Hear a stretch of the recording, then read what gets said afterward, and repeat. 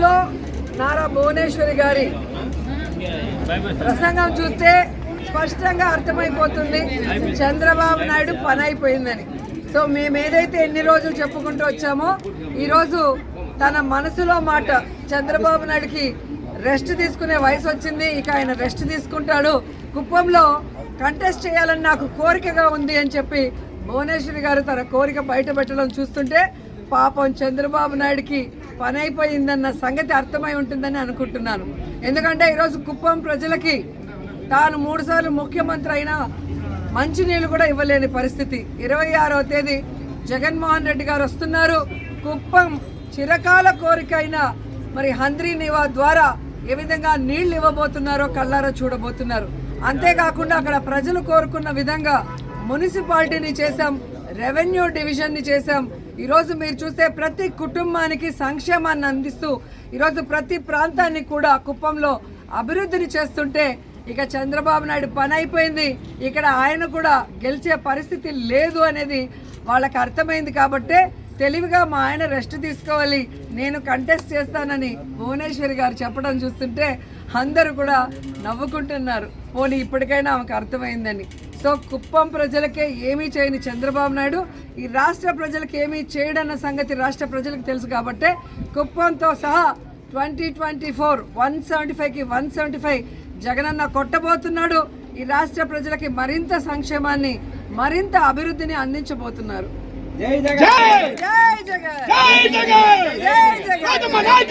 మిమ్మల్ని అందరం చూసి ఈ నిజం గెలవాలి యాత్ర చూసి తర్వాత కుప్పంకి వచ్చి నాకు ఒక కోరిక వచ్చింది నా మనసులో.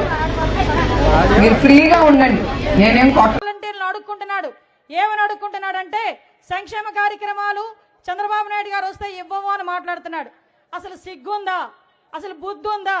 2000 రూపాయలు 3000 రూపాయలు పెన్షన్ పెంచడానికి 5 సంవత్సరాలు పట్టిన నువ్వు కూడా సంక్షేమం గురించి మాట్లాడితే ఎలా జగన్ రెడ్డి? ఒక్కసారి ఆలోచించు. 1000 రూపాయలు పెంచడానికి నీకు 5 సంవత్సరాలు పట్టింది. 200 నుంచి 2000 రూపాయలు చేసిన ఘనత చంద్రబాబు నాయుడు గారిది. ఆ ఒక్క చిన్న లాజిక్ ఎలా మిస్ అవుతున్నావు? నవరత్నాలని చెప్పి 9 పథకాలు తీసుకొచ్చావు. ఈ నవరత్నాలు బూచి చూపించి చంద్రబాబు నాయుడు గారు ఇచ్చిన 130 పథకాలను మరుగున పెట్టిన పరిస్థితిలో నువ్వు సైకోవి కాదా అని నేను అడుగుతున్నా. ఒక్కసారి మన దగ్గర కనుక లిస్టు చూసుకుంటే 130 పథకాలు చంద్రబాబు నాయుడు గారు ఇచ్చారు.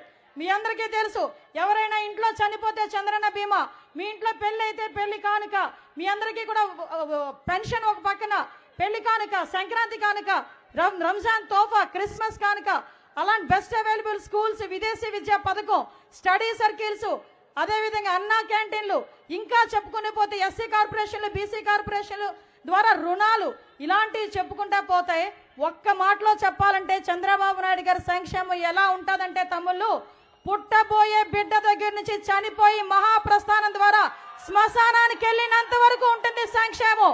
అది చంద్రబాబు నాయుడు గారు అంటే. ఈ రోజు మాట్లాడతారు ఎక్కడి వరకు వెళ్ళు, నా నియోజకవర్గం వరకే వస్తా, మన నియోజకవర్గంలో పాయకరపేట నియోజకవర్గం ఇక్కడ వాళ్ళందరికీ తెలుసు 2014 నుంచి 2019 వరకు కూడా ఒక స్వర్ణయుగం. ఎలాంటి స్వర్ణయుగం అంటే ఈ రోజుకి కూడా ఏ గ్రామంలోకి వెళ్ళినా తెలుగుదేశం పార్టీ కార్యకర్త అన్నవాడు కాలు రెగరేసి తిరుగుతాడు. ఎందుకో తెలుసా? ఆ వేసిన రోడ్డు నేను తీసా, వేసిన కాలువ నేను తీసా, ఈ రోజు వేసిన పంపు నేను కొట్టా, ఈ రోజు మంచినీరు ఇస్తున్నామంటే తెలుగుదేశం పార్టీలో ఇచ్చామని గర్వంగా చెప్పుకునే ప్రతి కార్యకర్తకి కూడా వైసీపీ వాళ్ళందరికీ కూడా మీ అందరి తరపున ఒకటే క్వశ్చన్ అడుగుతున్నా. అరే అభివృద్ధి అభివృద్ధి అని మాట్లాడతారు. ఒకటి ఎగ్జాంపుల్ ఏంటంటే 2014-19లో ఇక్కడ రొయ్యల ఉత్పత్తి కేంద్రం అని చెప్పి ఆక్వాటెక్ కంపెనీకి ఒకటి చంద్రబాబు నాయుడు గారు శంకుస్థాపన చేశారు. శంకుస్థాపన చేసినప్పుడు అక్కడ 30 కోట్ల రూపాయలు పెట్టి సెంట్రల్ గవర్నమెంట్ నుంచి వస్తుంది తీసుకొచ్చి పెట్టారు. పెట్టిన తర్వాత మళ్ళా వచ్చాడు జగన్మోహన్ రెడ్డి. వాళ్ళకి చెల్లికి మళ్ళీ పెళ్లి చేయడం బాగా అలవాటు కదా, మనం చేసిన శంకుస్థాపనకి మళ్ళా తిరిగి శంకుస్థాపన చేశాడు. నేను అనుకున్నా సుమారుగా 400-500 మందికి ఉద్యోగాలు వస్తాయేమో అనుకున్నా. కానీ మా నోడు ఏం చేశాడంటే అక్కడ శంకుస్థాపన కొట్టాడు, 30 కోట్ల అకౌంట్లో పడింది, ఈ 30 కోట్లు స్వాహా.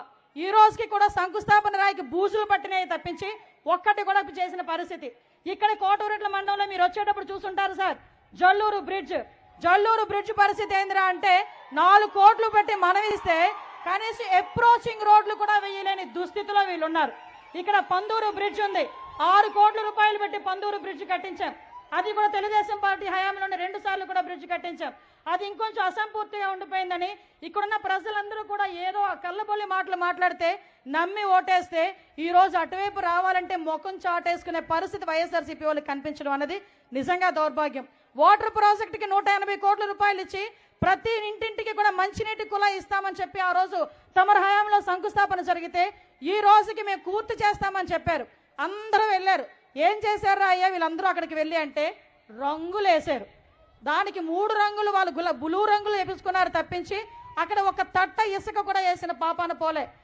నేను ఈ నియోజకవర్గంలో చేసినవి అభివృద్ధి కార్యక్రమాలు సంక్షేమ కార్యక్రమాలు చెప్పాలంటే సుమారుగా 1500 కోట్ల రూపాయలతో అభివృద్ధి సంక్షేమ కార్యక్రమాలు చేసిన ఘనత చంద్రబాబు నాయుడు గారి హయాంలో తెలుగుదేశం పార్టీ చేసింది. ఈరోజు ఇక్కడే జగ్గంపేట రోడ్డు కానీ, చీడికొత్తూరు రోడ్డు కానీ, రేవుపోలవరం రోడ్డు కానీ, చిన్నదొట్టిగల్ల రోడ్డు కానీ, గొడచెర్ల రోడ్డు కానీ, ఆఖరికి శ్రీరాంపురం శ్రీరాంపురం వెంకటనగరం రోడ్డు కానీ ఇలాంటి రోడ్ల గురించి చెప్పుకున్నా. ఆఖరికి బ్రిడ్జిల గురించి చెప్పుకున్నా, వాటర్ ప్రాజెక్టు గురించి చెప్పుకున్నా. ఇక్కడ ఒక శంకుస్థాపన జరిగి ఏదైనా ఒక కంపెనీ వచ్చిందన్నా లేకపోతే ఒక అభివృద్ధి కార్యక్రమం జరిగిందన్నా అది తెలుగుదేశం పార్టీ హయాంలోనే. ఈ విషయాలన్నీ తెలియకుండా దద్దమ్మలందరూ కలిపి తొడలు కొడుతున్నారు. నేను ఈ సభావేదికగా శంకారామ సభావేదికగా నేను సవాల్ విసురుతున్నా. నా సోదరుడు సాక్షిగా నా నియోజకవర్గంలో అభివృద్ధి సంక్షేమ కార్యక్రమాలు తెలుగుదేశం పార్టీలో ఏం జరిగినాయి, ఇక్కడ ఏం జరిగినాయి చూపించడానికి ఏ సెంటర్కైనా నేను నా కార్యకర్తలు రావడానికి సిద్ధంగా ఉన్నా. ఇప్పుడు చెప్పండి, మనం సిద్ధమా? చర్చకు సిద్ధమా? అది మానేసి ఈ రోజు కూర్చొని కబుర్లు చెప్తున్నారు. నేను ఒకటే మీ అందరి తరపున లోకేషన్కి ప్రామిస్ చేస్తున్నా, రాబోయే కాలంలో ఇక్కడ ఉమ్మడి అభ్యర్థిగా అదేవిధంగా తెలుగుదేశం పార్టీ జనసేన 2 కలిసి మీకు గిఫ్ట్ ఇవ్వబోతున్నాయి. 30,000 మెజార్టీ పై మెజార్టీతో జనసేన టీడీపీ కార్యకర్తలు కలిసి ఇక్కడ సీటు మీకు గిఫ్ట్ గా ఇవ్వబోతున్నాయి సార్. ఆ విషయం చెప్పడానికే ఈ రోజు ఇంతమంది మీ అందరి దగ్గరికి వచ్చి మీకు బ్లెస్సింగ్స్ ఇవ్వడానికి వచ్చారు. మీ అందరూ కూడా ఈ కార్యక్రమం